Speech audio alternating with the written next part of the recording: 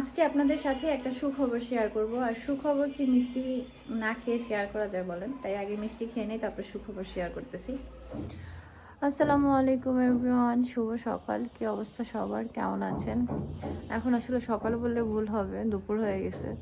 আজকে শরীরটা না ভাল লাগতেছে না, রাতে অনেক দেরিতে ঘুম আসছে। আর কেমন যেন শরীরটা ঘুম থেকে ওঠার পর থেকে মানে কেমন যেন লাগতেছে, বুঝতেছে না। শীতের দিনে আসলে এমনিতে শীতের জন্য না একটু মানুষের মন মরা থাকে, তাই না? আর এনার্জি পাওয়া যায় না কোনো কিছুতে। যাই হোক, যতই মন খারাপ থাকুক বা শরীর খারাপ থাকুক, দেখা যায় যে কিছু কাজ মেয়েদের সংসারের আসলে করতেই হয়। তো যাই হোক, বাচ্চা কাচ্চার ঘর যেহেতু এমনিতেই আরও এলোমেলো বেশি হয়, তো প্রথমে ভাবলাম ঘুম থেকে ওঠার পরে বিছানাটা ভালো করে একটু ক্লিন করে নেই, কারণ বিছানা গোছানো থাকলে মনে হয় যে ঘর বাড়ি গোছানো আছে এরকম লাগে আর কি। আর শীতকালে দেখা যায় যে বিছানা তারপরে ঘরে সবসময় কাপড় চোপড় এমনিই বেশি থাকে, যেহেতু শীতের কাপড় বেশি লাগে, সেই জন্য এমনিতেই মনে হয় যে কাপড় চোপড় দিয়ে ঘর বাড়ি একদম অন্ধকার হয়ে আছে। সকালে এমনি ঘুম থেকে ওঠার পর থেকে ভালো লাগতেছে না, এদিকে এসে দেখি এই গাছটার অবস্থা একদম বেহাল। জানি না এটা কি হলো, ঠিক আছে, পুরা লেতায় পেতায় গেছে। এই গাছের ফুলের ওই অবস্থা, গাছে মনে হয় নজর লেগে গেছে, সুন্দর ফুল ফুটছে, ছবি টবি পোস্ট করছি, আল্লাহ জানে কি হয়েছে, জানি না। শুনছি মুরব্বীরা বলে গাছেও নাকি নজর লাগে, আল্লাহ জানে কি হয়েছে, জানি না, ভালো লাগতেছে না। এটা তাও একটু সতেজ আছে, বাট এই ফুল দুইটা হয়তো ইয়া হয়ে গেছে, মানে ঝরে যাবে। কিন্তু এই ফুল তো অনেক দিন থাকে, এরকম হওয়ার কথা না। আর গাছের গোড়াটাও হালকা একটু পানি দিয়ে ভিজাই দিছিলাম। শীতে তো এমনিতেই মানে পানি কম দিতে বলে আর কি গাছে, দোকানদাররাই বলে দিছিল। গাছটা একদম ইয়া হয়ে গেছে, ভালো লাগতেছে না। ওরা আর দেখাবো না, নজর লাগবে আবার আমার সুন্দর গাছে। ওর ফুলগুলো সব ফুটছে সুন্দর মতো।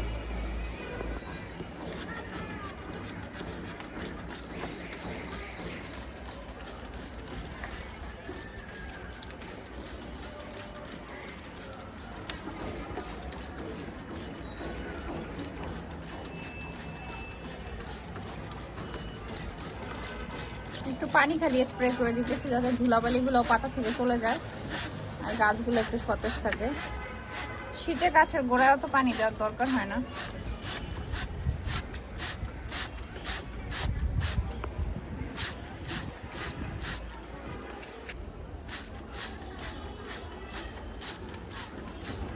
এই গাছটা কিন্তু মাশাআল্লাহ কম সুন্দর না, মানে ফুলের থেকেও বেশি সুন্দর। পাতাগুলো দেখেন কি সুন্দর।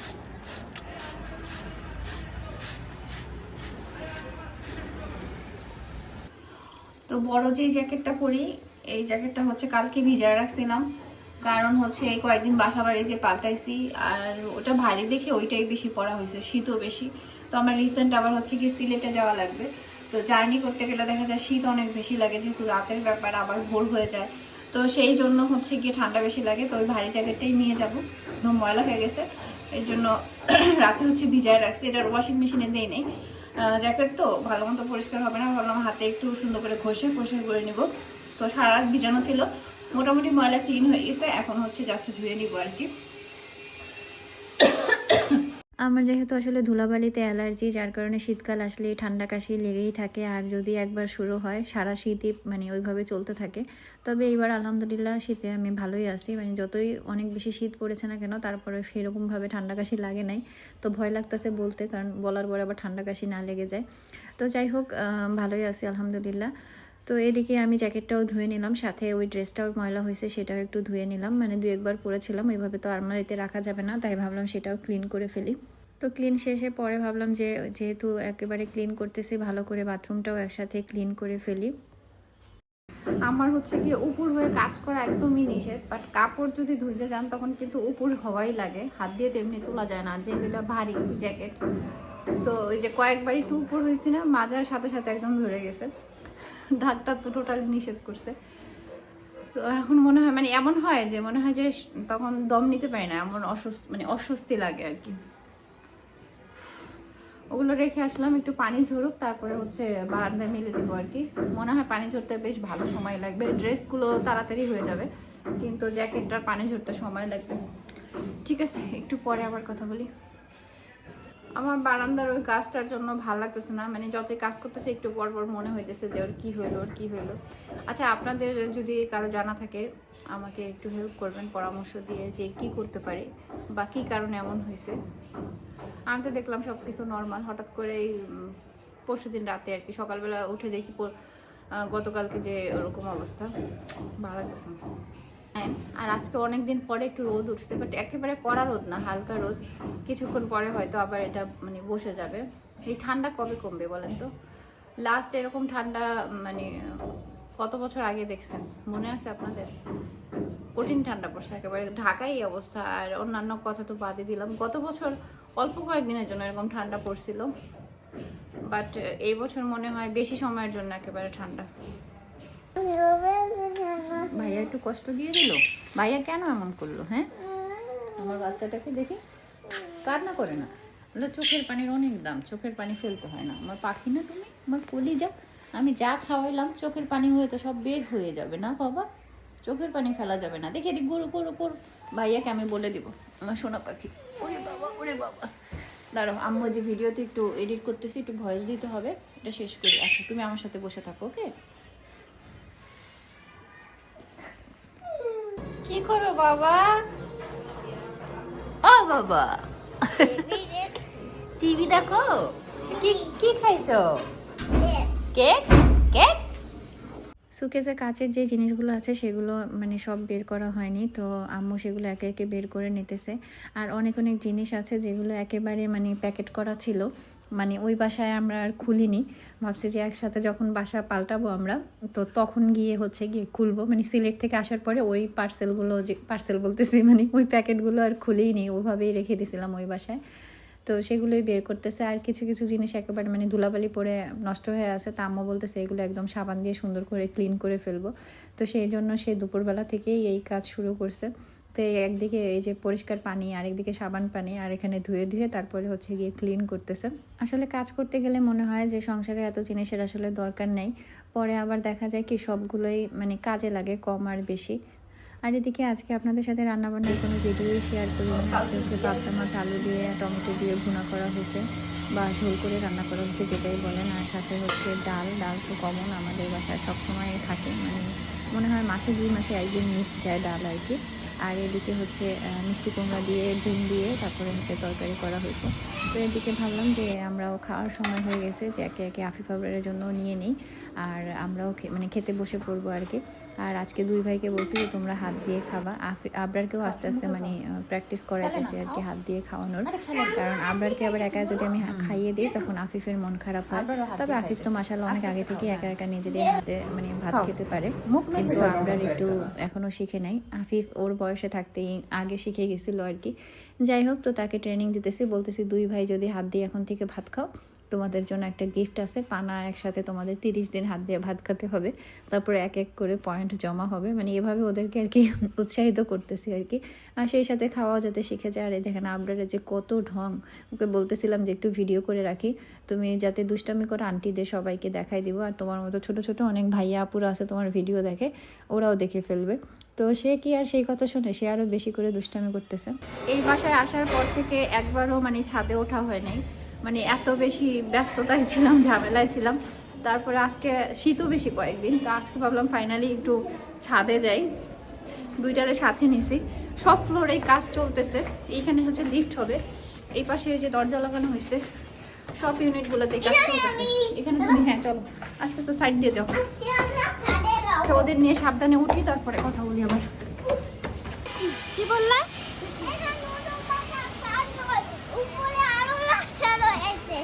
হ্যাঁ, উপরে আরো রয়েছে, আস্তে আস্তে যাও। তো আমরা এখন 7 তলা পার হয়ে, এটা 8 তলা, 8 তলা ওই যে ছাদ ঢালাই দেওয়ার জন্য সব কিছু ঠিক করা হয়ে গেছে, হইতেছে আর কি, হয় নাই। উপরে উঠে হাঁপাই গেছি। বাবা বাবা দুষ্ট করে ডাইরেক্ট আসো। দাঁড়ান, আগে নিচে একটু রেস্ট নিয়ে নেই, তারপরে আপনাদেরকে ঘুরে দেখাবো। কি বলো? আম্মু ক্লান্ত লাগতেছে, আপনারা ক্লান্ত হয়ে গেছে।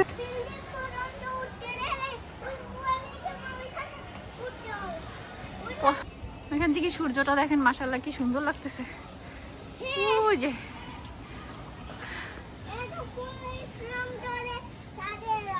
কি করলা কি করলা আবার কি করলা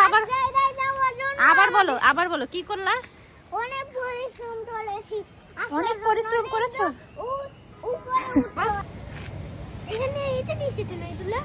ওখানে সিঁড়ি হবে আবার ওই রড দিয়ে, তাই তো আমাদের অবস্থান এই পর্যন্তই, কারণ এই পাশে সিঁড়ি হয় না, এখানে ওঠা সম্ভব না। এই জায়গায় অবশ্য তারা একটা সিঁড়ি দিছে, এই সিঁড়ি দিয়ে তারা উপরে ওঠে, বাট এখনো সবকিছু বাধা হয় নাই, তাই আমাদের উপরে ওঠাটা ঠিক হবে না। এই যে টপ ফ্লোরে উঠা যাবে না, তো এই হচ্ছে অবস্থা। এই 8 তলার ছাদ ঢালাই হলে তখন উপরে উঠে দেখানো যাবে আপনাদের। 8 তলাই তো, হ্যাঁ এটা 7 তলা, হ্যাঁ 8 তলারই ছাদ ঢালাই হবে। টপ ফ্লোরে উঠবা? এখান থেকে উঠতে পারবো না, পড়ে যাবা।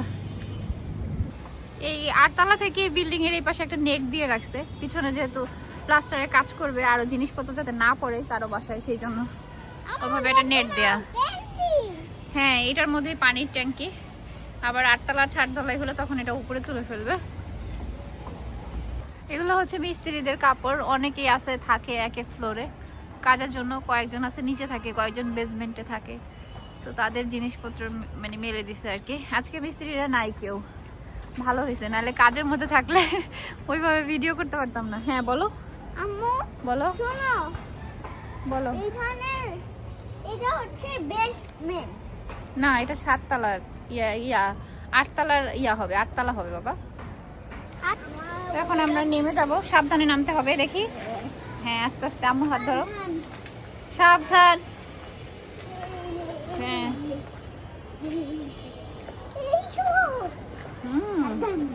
আফিফ, আফিফ আমার সাথে নামো, তুমি আগে নামতেছো কেন? ভাইয়া তো ভয় পায় না, তার জন্য। না ভাইয়াও ভয় পায়। ভাইয়া ভয় পায় না। হ্যাঁ কিছু পায়। আমরা বেশিক্ষণ বসবো না, সূর্যের আলোটা কি সুন্দর করে পড়ছে, ভালো লাগতেছে দেখতে না? হাসি দাও। এই হচ্ছে আমার বড় ভাই। এটা তোমার বড় ভাই? তুমি টুপিটা করো, ঠান্ডা আছে আজকে, একটু রোদ উঠছে তো ভাল লাগতেছে। ঠিক আছে, তো যাই হোক, আর যেই ঠান্ডা পড়ছে না, যেই ঠান্ডা সোয়েটার পরে থাকতে মন যায়। হ্যাঁ ছুটে পড়ে থাকতে মন যায়। অনেক আগে তো ঠান্ডা আমাদের হচ্ছে গিয়ে, দাঁড়াও আমি জানি কি বলবো, ভুলে গেলাম। ও আমরা তাড়াতাড়ি নেমে যাবো, কারণ হচ্ছে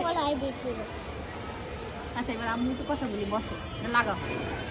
তো আমরা বেশিক্ষণ বসবো না, কারণ আফিফ আপনার হুজুর চলে আসবে, তাই না?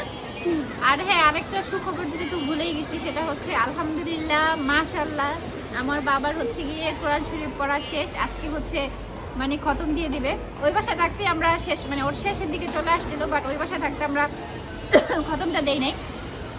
বললাম যে হুজুর জিজ্ঞেস করতেছিল যে নতুন বাসায় গিয়ে দিবেন নাকি এই বাসায় শেষ করবেন, তো আম্মু বলতেছিল যে দাদা নতুন বাসায় এসে শেষ করি। তো যাই হোক আমরা হচ্ছে গিয়ে আলহামদুলিল্লাহ আজকে আফিফের কোরআন শরীফ শেষ না বাবা, এরপরে আরো হ্যাঁ এরপরে পড়তে হবে। তো আম্মুকে বলছে একটু মিষ্টি নিয়ে আসতে, যেহেতু কোরআন শরীফ শেষ হয়ে যাবে। আমাদের ছোটবেলাও দেখা যেত যে যেদিন যখন আমরা কোরআন শরীফ শেষ করছি, হ্যাঁ আবার বলো তারপরে হুজুর মামা হুজুর যাবে না, হ্যাঁ তো কিছু ভাই আবার এখানটা দেখে ভিডিও করব। ঠিক আছে ওই যে উপরটা, আচ্ছা ঠিক আছে। ভাই আমি তো আমাদের ছোটবেলা দেখা গেছে যখন আমরা কোরআন শরীফ খতম দিছি ওই সময় বা কোরআন শরীফ নিছি, তখনও মিষ্টি টিষ্টি খাওয়ানো হয়েছে সবাইকে। তা আম্মু বলতেছিল আফিফকে যে কোরআন শরীফ শেষ করে মিষ্টি খাওয়াবো না, তা আম্মুরা বললাম যে মিষ্টি নিয়ে আসতে। ঠিক আছে এদিকে আসো, তুমি এদিকে আসো, এরকম করলে আম্মুর ভয় লাগে। হ্যাঁ বসো, হ্যাঁ চারিদিকে খোলা থাকতো এই জন্য ভয় লাগে আর কি। যাই হোক, তো সবাই দোয়া করবেন, আর এই সুখবরটাই আপনাদের দেওয়ার ছিল। ভাই আমি যাচ্ছি না যাওয়া যাবে না, এখানেই থাকতে হবে। এটা দুইটা আমার ময়না পাখি, ওদের এই সোনা পাখি আর একটা ময়না। ও একটা সোনা পাখি আর একটা হলো ময়না পাখি, আমি তো ভুলেই যাই আমার যে একটা সোনা পাখি আর একটা ময়না পাখি আছে না। ওরে বাবা ওরে বাবা, হয়েছে হয়েছে হয়েছে। ওরা এই জ্যাকেট দুইটা পরলে দুজনকে মনে হয় যে ওরা চাঁদের দেশে যাইতেছে না মা, চাঁদের দেশে ইয়ার মতো লাগে, চাঁদের দেশে অভিযান করতে যাইতেছে এরকম মনে হয়। মামা আমার এটা সব থেকে না, এই ছবিটা মনে হচ্ছে স্পেস হেলমেট। হ্যাঁ স্পেস যাচ্ছে। যাই হোক আমাদের এখান থেকে একদম পুরা মানে ইয়া দেখা যায়, কি বলে মনে হয় শহর দেখা যায় আর কি। যখন আরো বড় হবে তখন আরো বেশি জায়গা জুড়ে দেখা যাবে, কিন্তু খালি ঘরবাড়ি আর ঘরবাড়ি আর কিছু নাই। চারিদিকে খোলামেলা হলে আরো ভালো লাগতো। যাই হোক, অনেক কথা বললাম, এখন আমরা নিচে যাই। চলো, হুজুর চলে আসবে। হ্যাঁ। ঠিক আছে, নিচে গিয়ে তারপরে কথা বলতেছি। হ্যাঁ, এদিকে আসো, এদিকে আসো। এটা হচ্ছে গিয়ে 7 তলা, আর উপরে হচ্ছে 8 তলার যে ছাদ ঢালাই হবে। ড্রয়িং রুম দুইজনের জন্য গোছায় রাখা যায় না, তাদের রুমেও খেলনা দিয়ে খেলবে, আবার এই রুমের ওই অবস্থা করবে, টিভি দেখবে আর এগুলো করবে বসে বসে। আফিফ আবরারের হুজুর চলে আসছে, ওরা হুজুরের কাছে পড়তেছে, আর আমি হচ্ছে এই ফাঁকে ভিডিও হচ্ছে এক্সপোর্ট দিতে হবে, এডিট করছিলাম, কিছুটা বাকি আছে, এটা শেষ করে ভিডিও আপলোড করে দিব। বড় ভিডিও হলে আপলোড হইতে অনেক অনেক অনেক সময় লাগে। তো যাই হোক, এখন দিয়ে দেই, পরে আবার আপনাদের সাথে কথা বলতেছি, বা একেবারে সন্ধ্যার সময়, সন্ধ্যার নাস্তা খাবো তখন। কি বললা বাবা, আবার বলো। ওই যে আমি তুলসী থতন তুলছি আমি। তাই, আলহামদুলিল্লাহ। এই জন্য আগে মিষ্টি নিয়ে আসছো আম্মুর জন্য। হ্যাঁ, হুজুর বলে ধরো ধরো, ভালো করে ধরো, পড়ে যাবে। বুঝে নাও। মাশাআল্লাহ, তোমাকে একটু খাওয়াই দিই না, বিসমিল্লাহ। যাও, এবার খাও তোমরা, যাও। তো ছেলে কোরআন শরীফ খতম দিল, আলহামদুলিল্লাহ। সেই মিষ্টি ছেলেকে একটু আগে খাওয়াই দিলাম। আমার মনে আছে আমি যখন ক্লাস 3-তে পড়ি, মেবি 3-তে, হ্যাঁ, তখন আমি কোরআন শরীফ খতম দিয়েছিলাম। আর আমার ছেলে মাশাআল্লাহ 1 শেষ করলো, 2-তে কেবল উঠছে আর কি। তো এর মধ্যে শেষ হয়ে গেছে, আলহামদুলিল্লাহ, অনেক ভালো লাগতেছে। তো এবার ছোট ছেলেটার অপেক্ষায় আছি।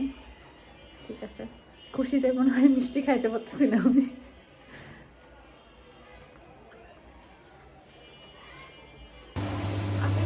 একটু ফ্রেঞ্চ ফ্রাই খাবে, তো এই জন্য ভেজে দিতেছি। নতুন আলু তো খোসা ছাড়াই নেই, এই জন্য এমন লাগতেছে।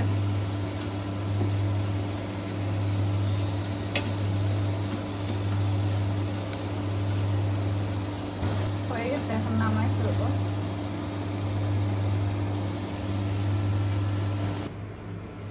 আপনার আফিফ এটা পেলে কি পরিমাণ যে খুশি হয়ে যাবে। একটু সস দিয়ে দিই। আফিফ পিছনে পিছনে ঘুরতেছিল, ও দেখছে যে আমি কি করতেছি, কিন্তু আবরার দেখে নাই। আবরারকে এখন ডাক দেই, দেখি আবরারের এক্সপ্রেশন।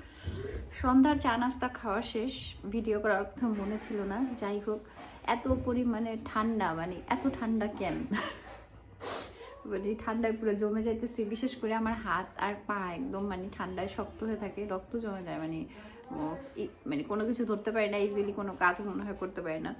আর কান বন্ধ করে রাখলে হচ্ছে ঠান্ডা কম লাগে, তো এই জন্য এই হুডি পরে এটা দিয়ে বেঁধে রাখছি, বাট তারপরও ঠান্ডা লাগতেছে।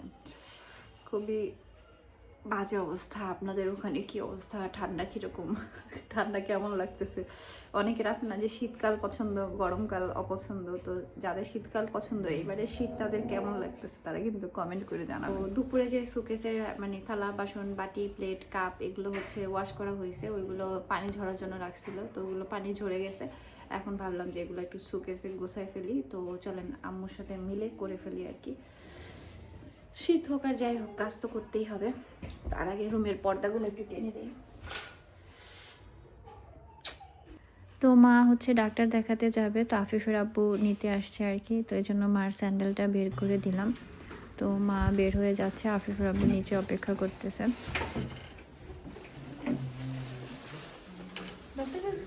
ডাক্তার এত থালা বাসন কেমনে?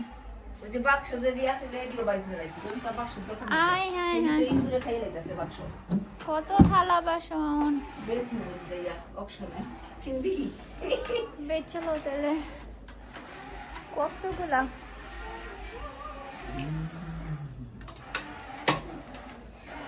সুকেসের জিনিসপত্র না আসার সময় কমই লাগছিল, কারণ ওই যে ম্যাক্সিমাম জিনিসপত্র সিলেটে থেকে যখন আমরা ঢাকা আসছি তখন একদম ভালো করে কার্টুনে ভরে প্যাকেট করে রাখছিলাম, তো সেই জন্য সুকেসে জিনিসপত্র কমই লাগছিল। বাট এই বাসায় আসার পরে এখন যেহেতু আর বাসা পাল্টানোর ঝামেলা নাই, তাই সবগুলো একদম বের করছে। এখন মনে হচ্ছে অনেক জিনিসপত্র।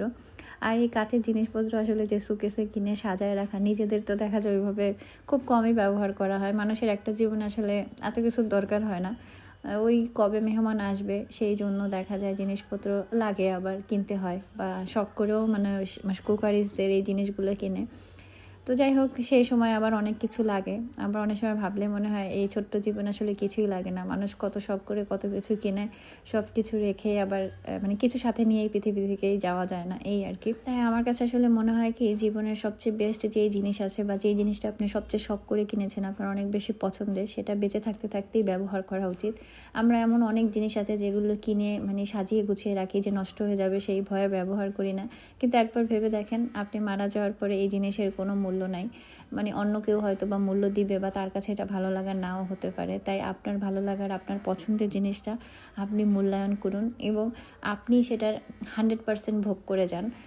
আপনার ভালো লাগার জিনিসগুলো আপনি ব্যবহার করুন। যেটা শখ করে কিনেছেন, মানে আলমারিতে তুলে রেখেছেন, সেটা না করে, জীবনটার কোনো ভরসা নেই। তাই যে কদিন বাঁচবেন নিজের মতো করে বাঁচেন, আর হচ্ছে গিয়ে সেই জিনিসগুলো ব্যবহার করেন, এতে আপনার আত্মাটাও শান্তি পাবে।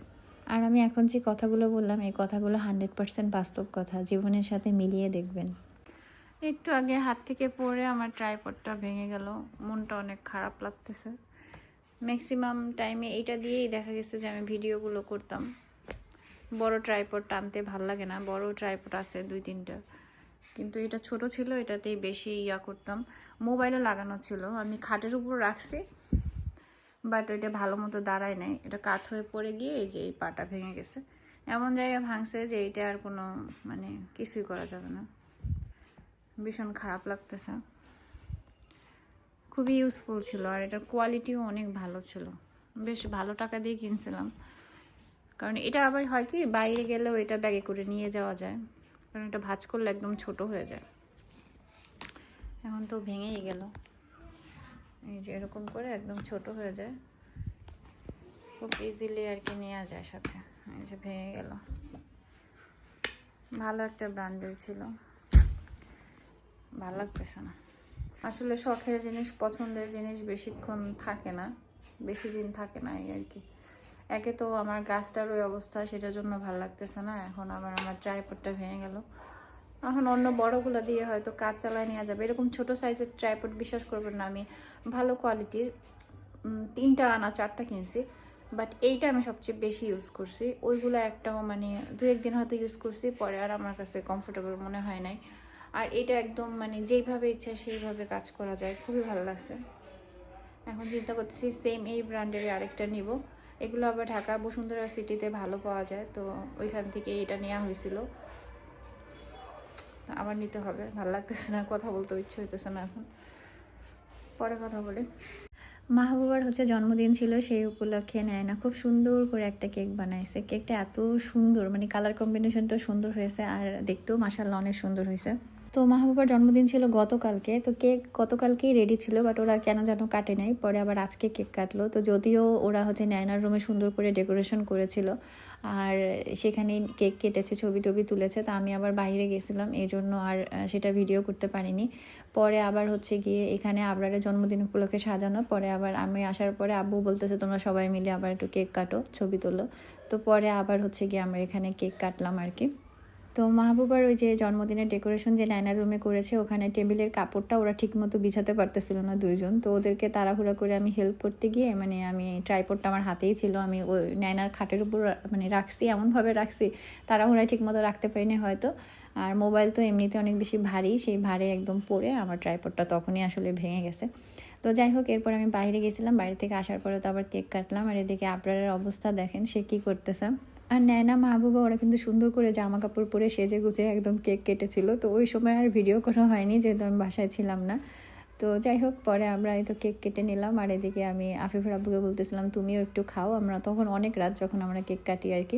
তো যাই হোক, ভালো থাকবেন সবাই, দেখা হয়ে যাবে সবার সাথে নতুন আরেকটা ভিডিওতে। সেই পর্যন্ত আপনারা সবাই ভালো থাকবেন, সুস্থ থাকবেন, আর আমাদের জন্য অনেক অনেক বেশি দোয়া রাখবেন। আর আজকের ভিডিও কেমন লাগলো অবশ্যই কমেন্ট করে জানাতে ভুলবেন না। আল্লাহ হাফেজ, আসসালামু আলাইকুম।